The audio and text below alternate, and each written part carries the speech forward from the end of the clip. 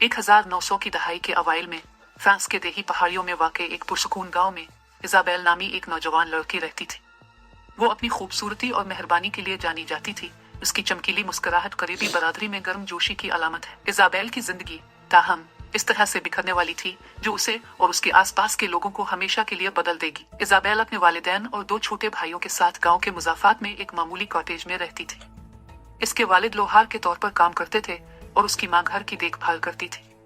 अपने आजिजाना वसाइल के बावजूद वो एक खुशकुन खानदान थे जिनकी जुड़ें उनके अकीदे और जिंदगी की सादा खुशियों में गहरी थी। एक खौफनाक शाम जब इजाबेल गांव के बाजार से घर वापस आ रही थी तो वो हुआ जिसका तसव्वुर भी नहीं किया जा सकता था। उसने एक घने जंगल से एक शॉर्टकट लिया, वो रास्ता जिस पर वो बेशुमार बार चली थी। सूरज गुरूब हो रहा था, दरख्तों के दरमियान लंबे लंबे साए डाल रहे थे। अचानक इस पर पड़ोसी गांव के एक आदमी ने घात लगाकर हमला किया, एक बदनाम जमाना मुसीबत साज जिसकी तारीख पुरतशद्दुद रवैये की थी। इजाबेल ने शिद्दत से मुकाबला किया लेकिन इसके हमला आवर ने इस पर काबू पा लिया। हमले की बर्बरियत ने इसे जिस्मानी और जज्बाती तौर पर तबाह कर दिया।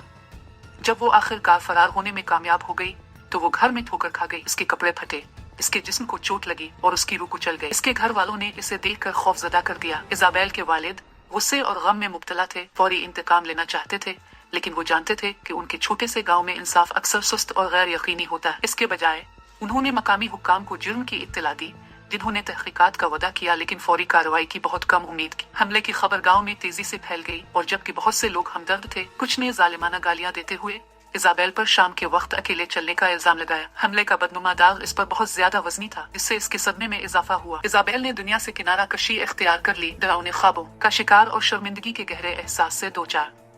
कभी इसकी रोशन और मसरूर रूह अब एक वसी अंधेरे के साए में छाई हुई थी। इसके घर वालों ने इसकी मदद के लिए हर मुमकिन कोशिश की लेकिन वो इसके मसाइब के सामने बेबस महसूस हुए। एक दिन इजाबेल की खाला मेरी, जो पेरिस में रहती थी, की तरफ से एक खत आया। अपनी भांजी की आजमाइश के बारे में सुनकर मेरी ने इजाबेल को दावत दी कि वो आए और उसके साथ रहें। तो उम्मीद पर कि माहौल की तब्दीली इसकी शिफायाबी में मददगार साबित होगी। अगरचे शुरू में हिचकिचाहट का मुजाहरा करते हुए इजाबेल ने बिलाखिर इत्तेफाक कर लिया। अपने गांव की दर्दनाक यादों से दूर एक नई शुरुआत के लिए तड़प उठी। पेरिस खामोश देही इलाकों से दूर दुनिया थी। हलचल मचाने वाली सड़कें और मुतहर्रिक सकाफत बहुत ज्यादा थी लेकिन मेरी की गैर मशरूत मोहब्बत और हिमायत ने इजाबेल के लिए एक पनाहगाह फराहम की। आहिस्ता आहिस्ता से पेंटिंग में सुकून मिलना शुरू हुआ जिसकी हौसला अफजाई मेरी ने की, जो खुद एक फनकार थी। तख्लीक का अमल इजाबेल के लिए अपने दर्द पर कार्रवाई करने और अपने नफस के एहसास को दोबारा हासिल करने का एक तरीका बन गया। मेरी ने इजाबेल को उन ख्वातीन के लिए एक सपोर्ट ग्रुप से भी मुतारिफ कराया जो इसी तरह के सदमात का शिकार थी। इसकी कहानी दूसरों के साथ शेयर करने से जो इसके दर्द को समझते थे इजाबेल को कम तन्हा महसूस करने में मदद मिली।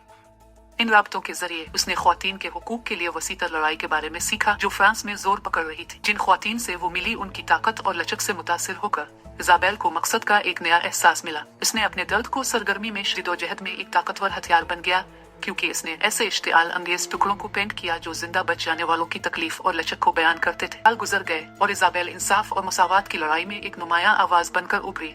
एक टूटे हुए शिकार से एक ताकतवर वकील तक इसका सफर इसके नाकाबिल तस्खीर जज्बे का सबूत था। अगरचे वो अपने माजी के दाग कभी नहीं मिटा सकी लेकिन इसने अपने दुख को दूसरों के लिए ताकत और उम्मीद में बदल दिया।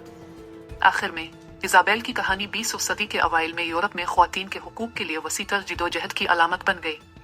इसकी लचक और हिम्मत ने आने वाली नस्लों के लिए राह हमवार करने में मदद की, इस बात को यकीनी बनाया कि इसकी आवाज और उनगिनत दीगर ख्वातीन की आवाजों को खामोश नहीं किया जाएगा।